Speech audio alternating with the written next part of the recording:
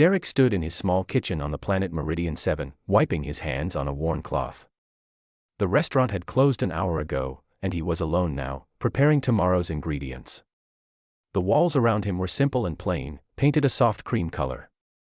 Through the windows, he could see the desert landscape turning dark as night fell. The twin moons of Meridian 7 were starting to rise above the horizon, casting pale blue light across the sandy ground.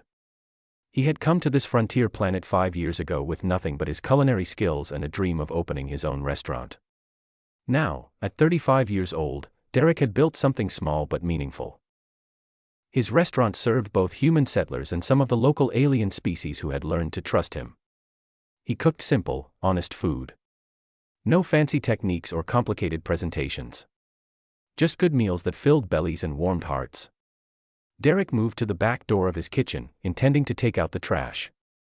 The night air was cool and dry, carrying the sharp scent of minerals from the desert. He stepped outside into the dimly lit alley behind his restaurant, pulling the door closed behind him. As he approached the trash bin, he heard a sound. It was a whimper. Not loud, but clear enough to stop him in his tracks. Derek turned, searching the darkness. His eyes adjusted slowly. In the shadows near the corner of the alley, something moved. Something small. Something wounded. He moved closer, cautiously. What he saw made his breath catch. A creature lay on the ground, half hidden in shadow. It was dragon-like, with scales that shimmered silver even in the moonlight. Its body was no more than 3 feet long, with small, delicate wings folded against its sides. One of its front legs seemed to be twisted at an odd angle. It breathed in shallow, ragged gasps. As Derek approached, the creature's eyes opened. They were large and intelligent, colored a deep amber. Fear was written all over its small face. Derek had seen many alien species during his years on Meridian 7, but he had never encountered anything quite like this. The dragon creature seemed to be watching him, calculating whether he was a threat. Its body trembled, whether from pain or cold, Derek could not tell. Without thinking too much about what he was doing, Derek knelt down slowly, keeping his movements gentle and careful. The creature flinched but did not try to run. Up close, Derek could see how badly injured it was. Besides the twisted leg, there were cuts along its sides and one of its wings looked bent and broken. Derek spoke softly, using the kind voice he reserved for scared children. His words were simple and slow. "You are hurt. I want to help you. Do you understand me?" The creature made a small sound, something between a whimper and a chirp. It did not pull away when Derek reached out his hand carefully. He did not touch the wounded areas. He simply let the creature see that he meant no harm. "I am going to take you inside," he said quietly. "It is warm in there, and I can give you food and water. Will you let me?" The creature's amber eyes studied his face for what felt like a long time. Then, slowly, it nodded. Derek was not entirely sure that it understood his words, but it seemed to understand his intention. Gently, very gently, Derek scooped up the small dragon. He cradled it against his chest, being careful to support its injured leg. The creature weighed almost nothing, light as a bird. He could feel its tiny heart beating rapidly against his chest. As he carried it inside, he could feel the trembling slowly begin to fade.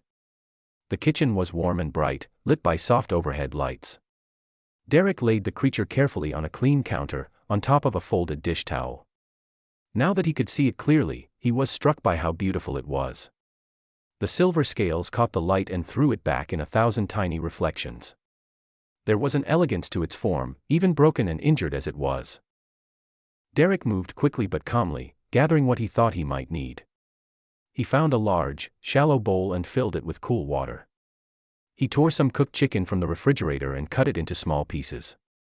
He found a clean cloth and warm water to gently clean the creature's wounds. As he worked, the creature watched him with those intelligent amber eyes. It drank the water slowly, then began to eat the chicken. Each bite seemed to give it strength. The trembling stopped. The breathing became less ragged. Derek worked carefully on the twisted leg, trying to understand its structure. He had no experience with alien physiology, but he did his best, using what he knew about caring for living things.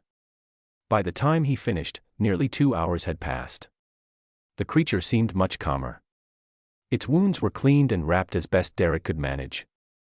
He found an old cardboard box in the storage room and lined it with towels and blankets. He created a small nest, safe and warm.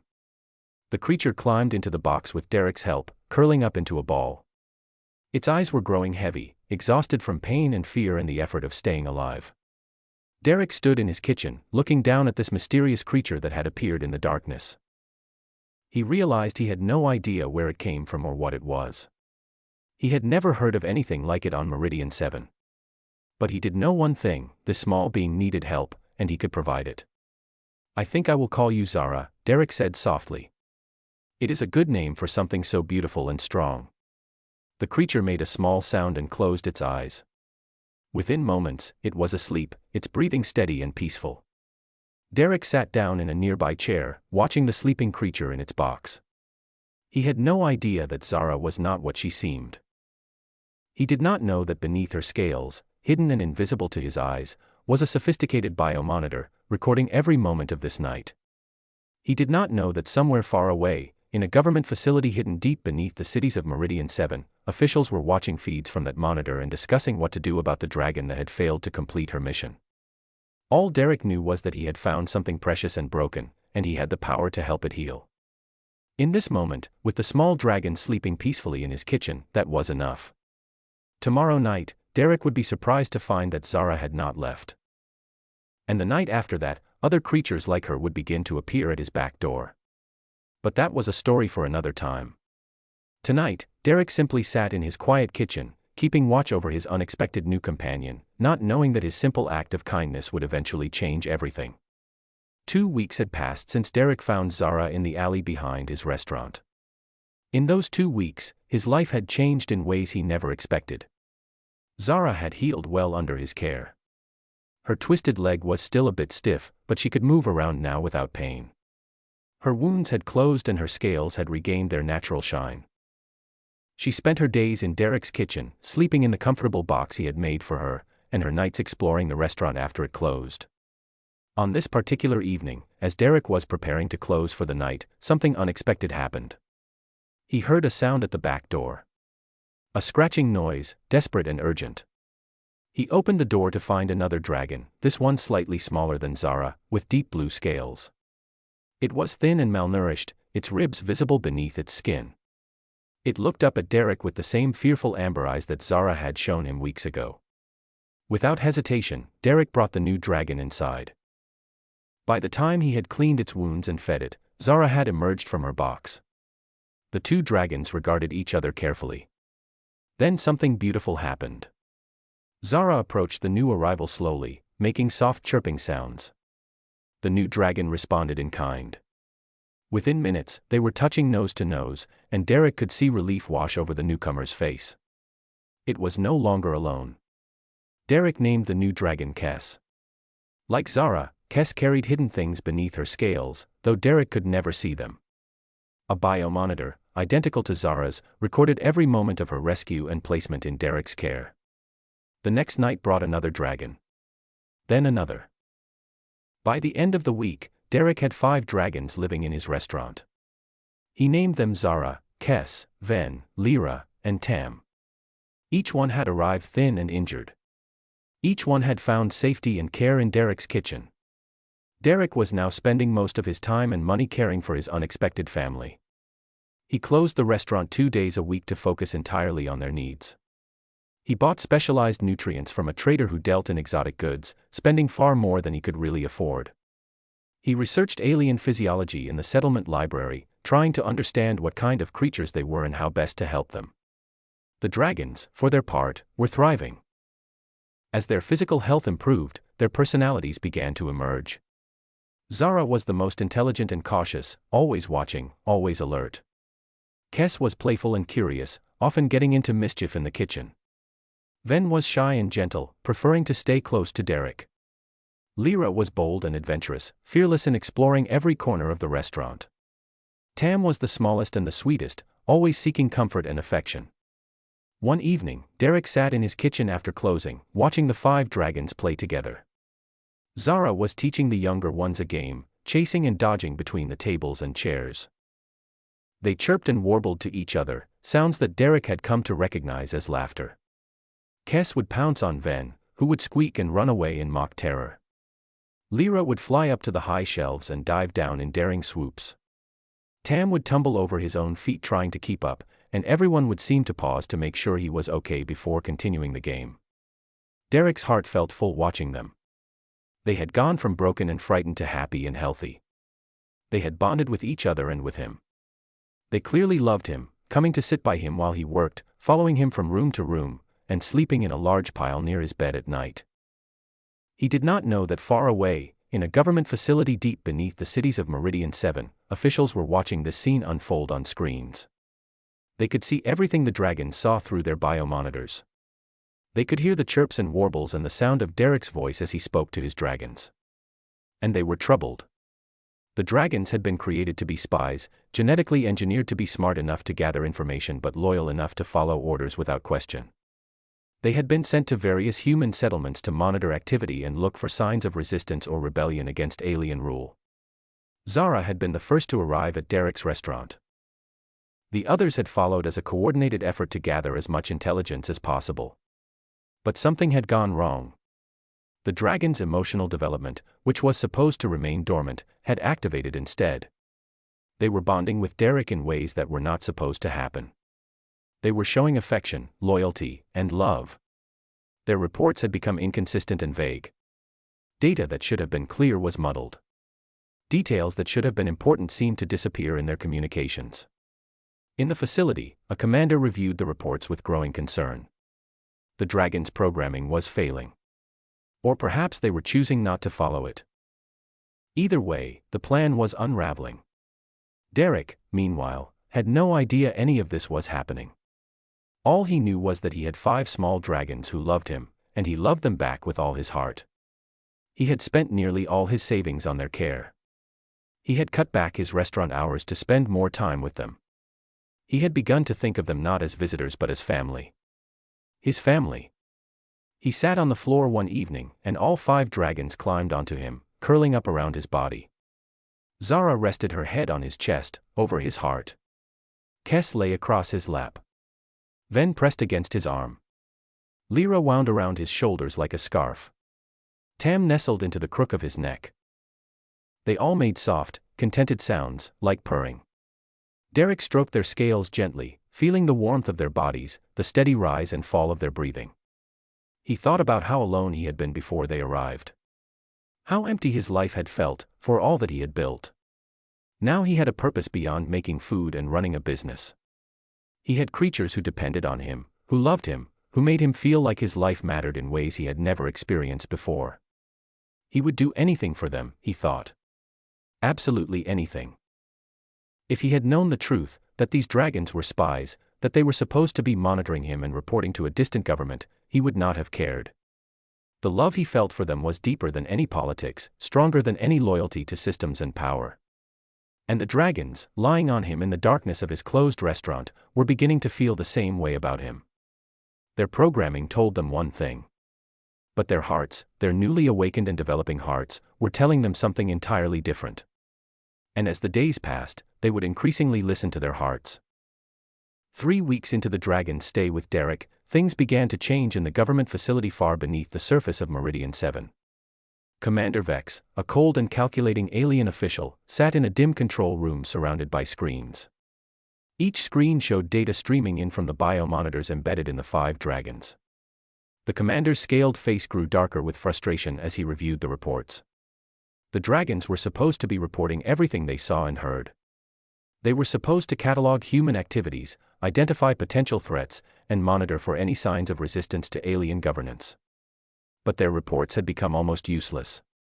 Data was incomplete. Information was vague.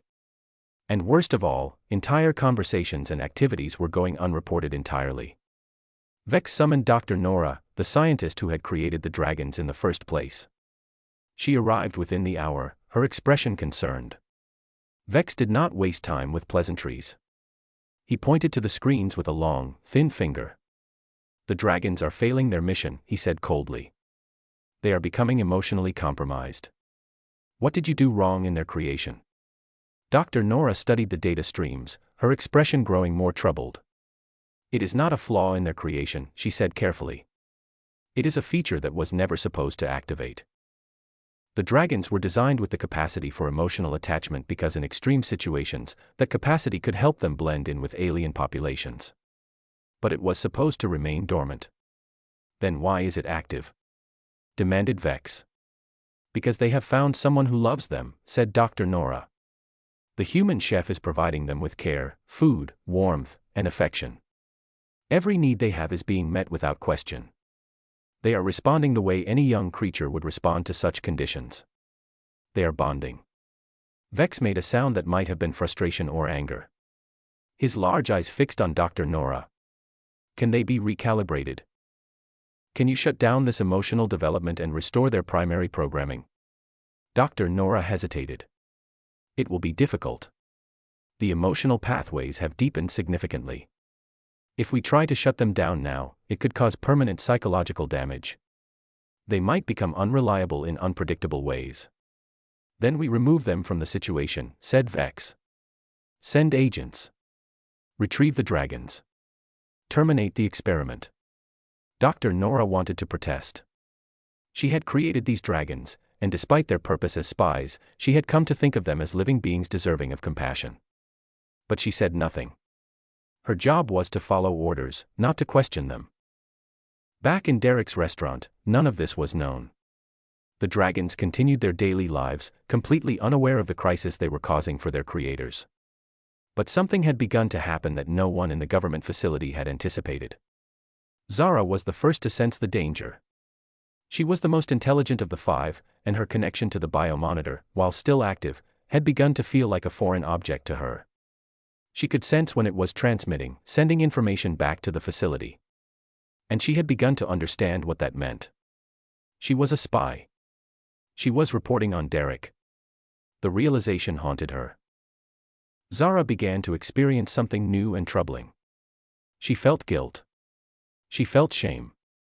She felt torn between her programming and her love for Derek.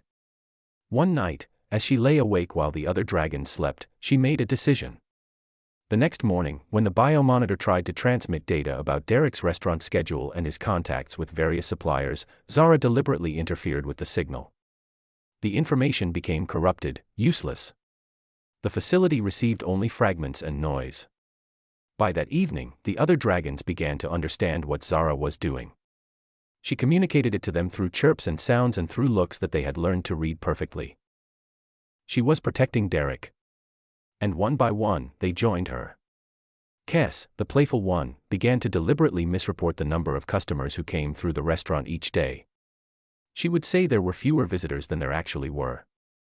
Ven, the gentle one, would send false information about Derek's financial status, making it seem like he had less money than he actually did. Lyra, the bold one, would transmit vague and unclear data about the types of conversations happening in the restaurant. Tam, the smallest and sweetest, would simply refuse to report on Derek's personal activities, sending blank data instead. It was not a coordinated rebellion in any grand sense. It was simply five young creatures deciding, in their own ways, that they could not betray the one being who had shown them nothing but love and kindness. In the government facility, Commander Vex was receiving worse and worse reports. The data was becoming almost completely unreliable. He called Dr. Nora back to his office. What is happening? He demanded. Are the dragons malfunctioning? Dr. Nora studied the corrupted and incomplete data feeds. She understood immediately what was happening, but she was careful in her response.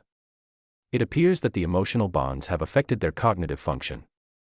They may be experiencing confusion between their programming and their feelings. They are not malfunctioning. They are conflicted. Vex stood up, his large frame towering over the controls. Then we will resolve the conflict for them. Send the retrieval team. I want those dragons removed from the humans' care within 3 days. And send a communication to the agent in charge. If the human tries to interfere, he is to be arrested immediately. Dr. Nora left the office, and as she walked through the corridors of the facility, she found herself hoping that Derek and the dragons would somehow discover the truth before it was too late. She did not know why she felt this way. She had been taught that humans and dragons were inferior species, tools to be used for the benefit of the alien government.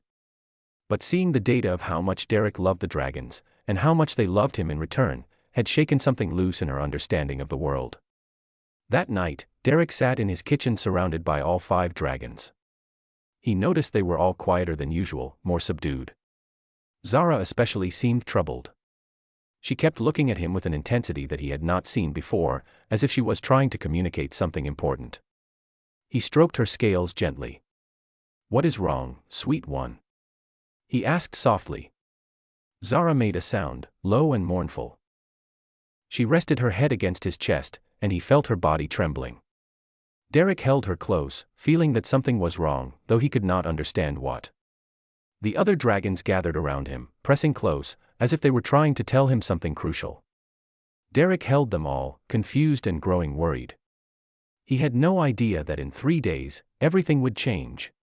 He had no idea that the simple life he had built with his 5 dragons was about to be shattered by forces far beyond his control. All he knew in this moment was that the creatures he loved seemed afraid, and he was powerless to protect them from whatever was coming. The knock on Derek's door came on a gray morning, 3 days after the dragons had grown quiet and fearful. Derek had just finished preparing breakfast for the dragons when he heard the hard, authoritative sound. He opened the front door to find 5 government agents standing outside. They were tall, with dark uniforms and expressions that showed no emotion whatsoever. The lead agent stepped forward.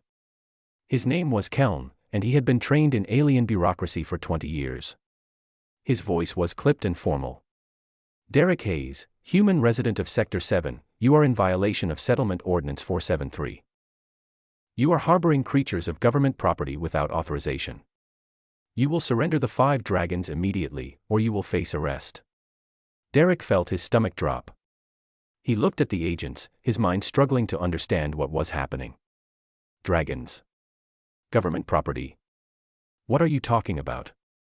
Those dragons came to me injured and alone. I have cared for them. They are not property. They are living beings. The agent's face remained unmoved. That is irrelevant. The creatures were part of a government research program. They are to be returned to Facility Command immediately. From somewhere behind Derek, he heard a fearful chirp. All 5 dragons had crowded into the restaurant, sensing the danger. They pressed against Derek's legs, trembling. Derek felt anger rising in his chest, stronger than any fear he might have felt. "No," he said firmly. "I will not give them up. Whatever program they were part of, whatever reason they were created, that does not matter now. They are not research subjects. They are my family. They stay with me." Agent Keln's expression hardened slightly. He spoke into a communication device at his wrist.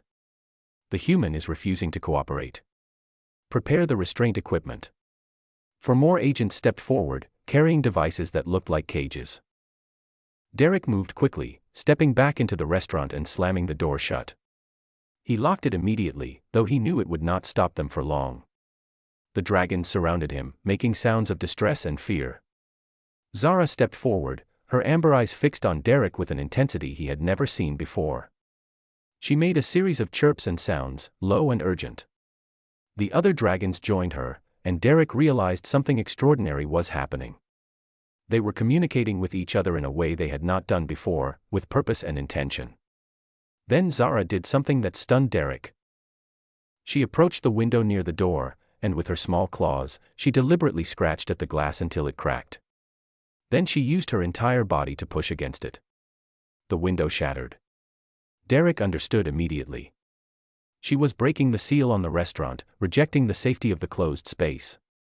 She was choosing him openly, in a way that could not be ignored or denied. The other dragons followed her lead. Kes knocked over a chair and pushed it against the door. Ven climbed to a high shelf and made a fearful cry that was so loud and piercing it seemed to shake the walls. Lyra began to deliberately damage the walls, scratching and clawing at the surfaces. Tam, the smallest, simply stood next to Derek and refused to move, his small body pressed firmly against the human's leg.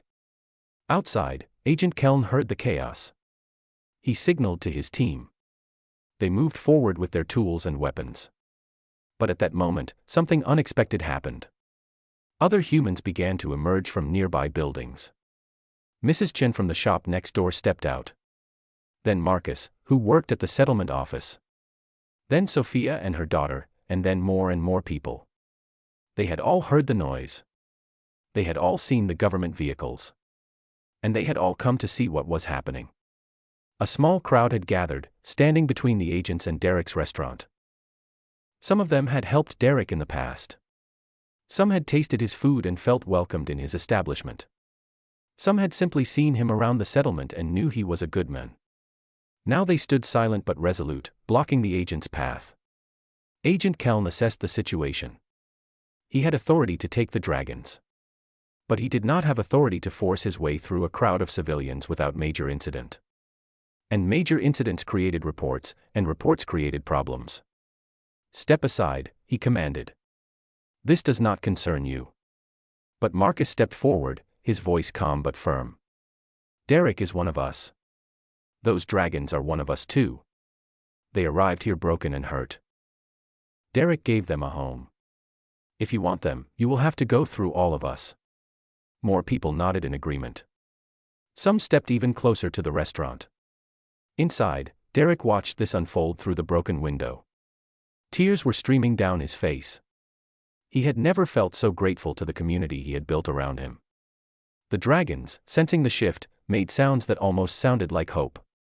Agent Keln spoke again into his communication device. Facility command, the human has community support. Public intervention is occurring. Request updated orders. There was a long silence. Then a message came back, transmitted directly from Commander Vex himself. The facility was aware of the public gathering. More agents could be sent, but it would create exactly the kind of incident that the government wanted to avoid. Resistance. Rebellion. Questions asked by citizens about what the government was really doing. Finally, the reply came through. Stand down.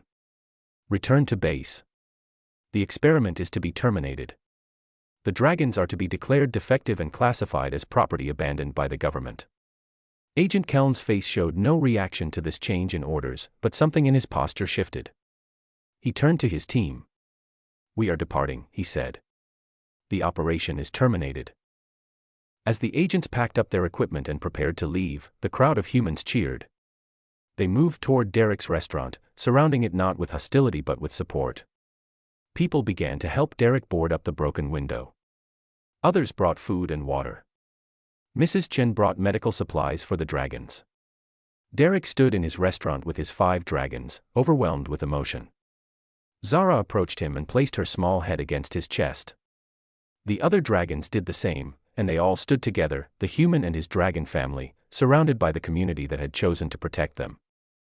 That night, after everyone had left and the restaurant was quiet again, Derek held each dragon close.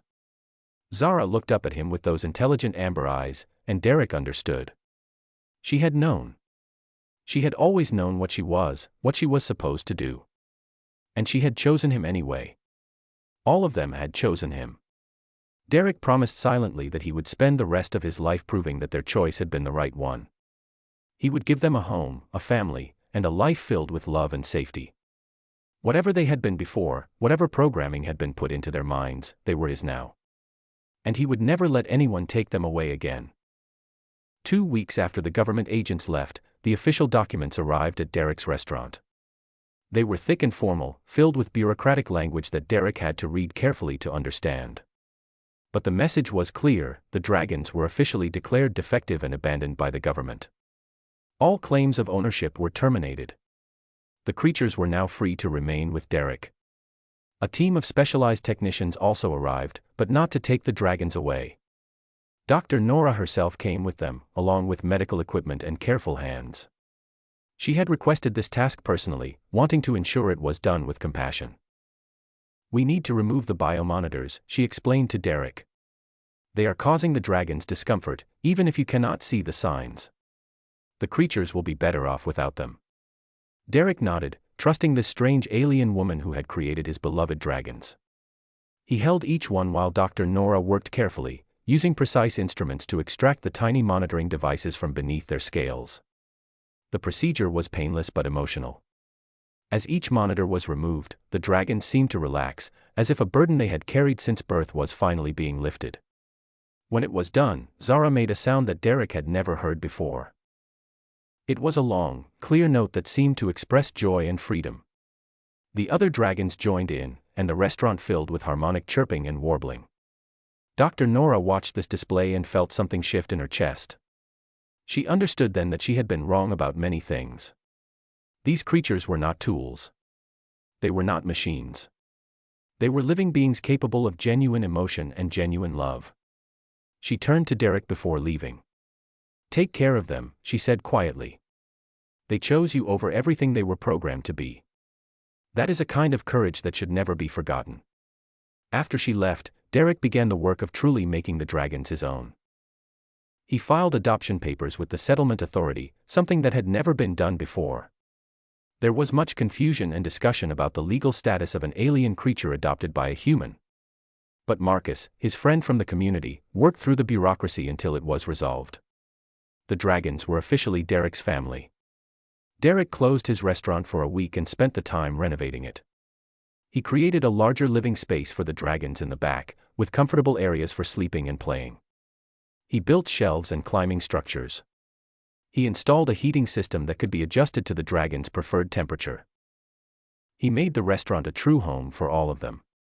When he reopened, things were different. The dragons no longer hid when customers came in. Instead, they became part of the restaurant's charm. People came not just for the food, which was as good as it had always been, but to see the dragons. To watch them play. To feel the unique magic that Derek had created, a place where human and alien lived together in perfect harmony. Zara became something of a mascot.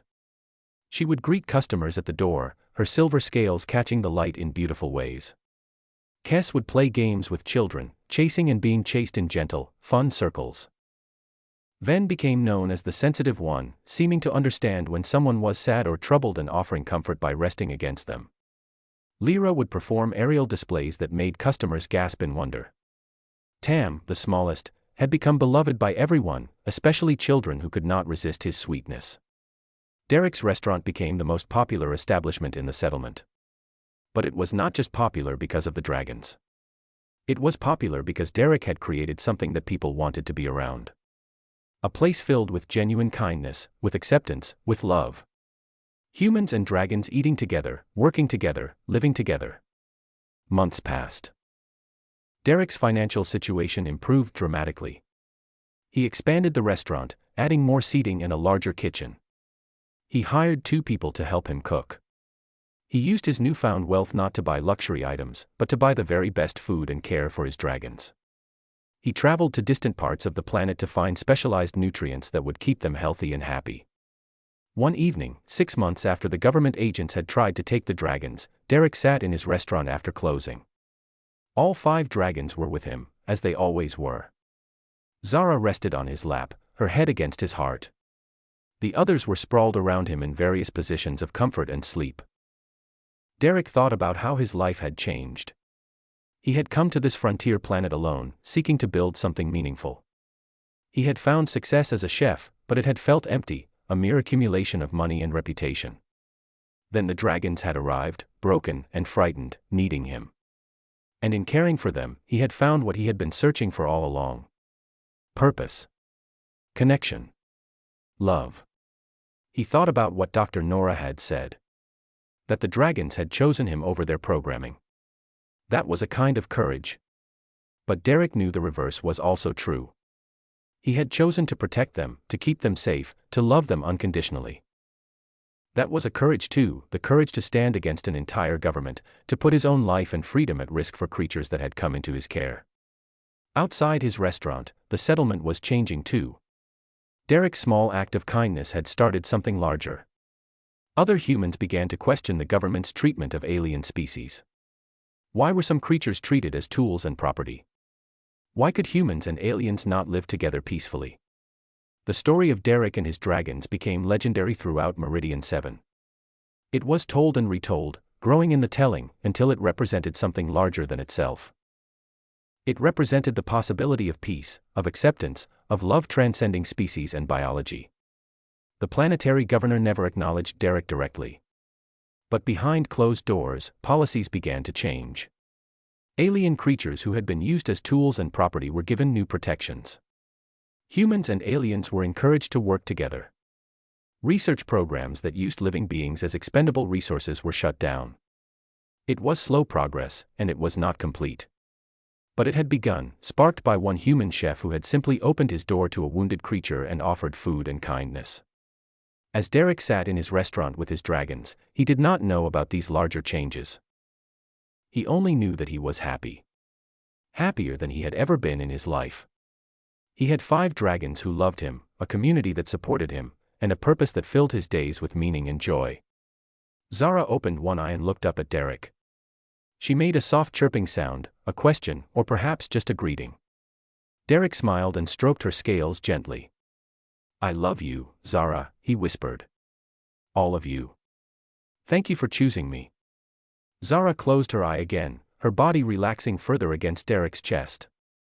In the quiet of the closed restaurant, surrounded by the creatures he had saved and who had saved him in return, Derek felt completely at peace. This was home. This was family. This was everything that mattered.